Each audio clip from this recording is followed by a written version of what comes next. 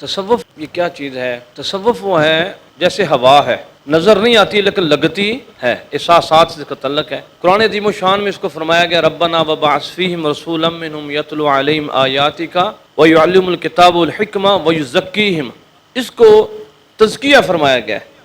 جناب رسول مقبول صلی اللہ علیہ وسلم نے سیدنا ابوبکر صدیق کو سینے سے لگایا اور ارشاد فرمایا کہ سوائے نبوت کے میں نے سارا کچھ ابوبکر صدیق کے منتقل کر دیا۔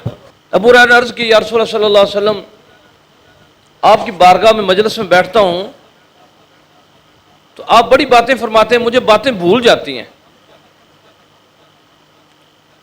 تو رحمت عالم صلی اللہ علیہ وسلم فرمایا اچھا ابو ہریرہ چادر بچھاؤ۔ چادر بچھائی تو نبی صلی اللہ علیہ وسلم نے 3 مٹھیاں اس کے اندر ڈال دی، لپیٹ لو۔ پھر اس مٹھیوں کا اس توجہ کی برکت ایسی تھی کہ ساری زندگی سیدنا ابو ہریرہ کو بات بھولی نہیں ہے۔ ایک بندے نے کہا ابو ہریرہ عجب بات ہے، ہم بھی ادھر ہوتے ہیں آپ بھی ہوتے ہیں، آپ بڑی باتیں یاد رکھ لیتے ہیں۔ تو سیدنا ابو ہریرہ کی فرمایا کہ اچھا تم مجھے یہ بتاؤ کہ پرسوں کی تو نے اور میں نے نماز اکٹھی پڑھی تھی، امام نے پہلی رکعت میں کیا پڑھا تھا، دوسری میں کیا پڑھا تھا، پھر اس کے بعد دوسری نماز ہوئی اس کے بعد کیا پڑھا تھا؟ تو کہ مجھے تو نہیں پتا۔ فرمایا کہ مجھے سے پوچھو میں بتاتا ہوں۔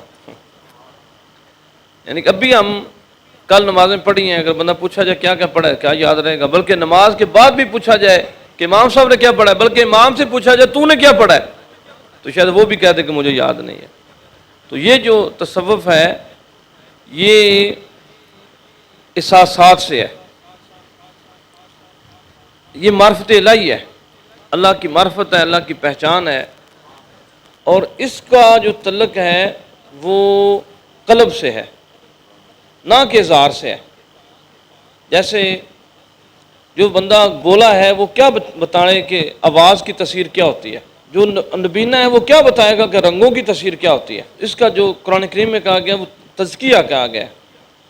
نبی صلی اللہ علیہ وسلم گھٹنوں کے ساتھ گھٹنے لگا کے حضرت سیدنا جبریل امین نے یا رسول اللہ اسلام کیا ہے؟ آپ فرمائے کہ اسلام یہ ہے کہ نماز روزہ حج زکوٰۃ اسلام ہے۔ فرمایا ایمان کیا ہے؟ فرمایا آمنت باللہ و ملائکتہ و کتبہ و رسلہ والیوم الآخر۔ یا رسول اللہ صلی اللہ علیہ وسلم احسان کیا ہے؟ نبی صلی اللہ علیہ وسلم فرمایا کہ احسان یہ ہے کہ بندہ کہے کہ میں نے اللہ کو دیکھ لیا، اللہ کو دیکھا۔ اگر یہ نہیں تو کم سے کم یہ سوچے کہ اللہ مجھے دیکھ رہا ہے۔ یہ اس کے 2 جو ہیں احسان اس کو کہتے ہیں۔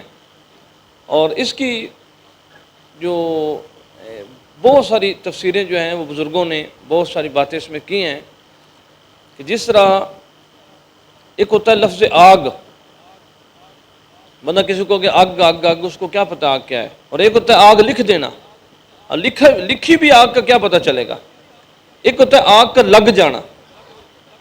اب لکھنا، سننا، لکھنا اور چکھنا، ایک ہوتا ہے سننا، ایک ہوتا ہے دیکھنا، ایک ہوتا ہے چکھنا۔ آپ کے سامنے ایک شربت آ جائے، اب پتہ نہیں کڑوا ہے یا میٹھا ہے، سنا ہے شربت ہے میٹھا ہے، لیکن جب چکھیں گے پھر پتہ چلے گا، اب احساس ہوگا کہ یہ میٹھا ہے۔ بات کی سمجھ آ رہی؟ تو اللہ کی وہ معرفت جس کو بندہ چکھ لے اپنے ذوق کے مطابق، اپنے استطاعت کے مطابق، یہ بندے پہ لازم ہے کہ ضروری ہے کہ وہ اللہ پاک نے بندے کو پیدا اس لیے کیا ہے۔ تو پھر اس کو سنبھالنے کی یہ نبی کی شریعت کی ضرورت ہے۔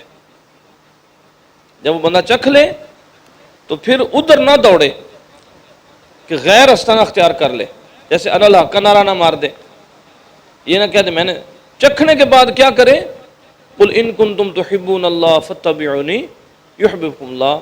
اے محمد صلی اللہ علیہ وسلم ان کو کہہ دو کہ اگر مجھ سے یہ پیار کرتے ہیں تو پھر آپ کا طریقہ اپنائیں، میں خود ان سے پیار کرنا شروع کر دوں گا۔ سمجھ آ گئی؟ اب آپ کی والدہ ماجدہ حاجات ہیں الحمدللہ، وہ آپ سے پیار کرتی ہیں، آپ بھی ان سے پیار کرتے ہیں، پیار نظر آتا ہے، بس یہ فیل ہی ہے۔ اس فیل کے لیے اللہ پاک نے بندے کو پیدا کیا ہے، یہی تصوف ہے۔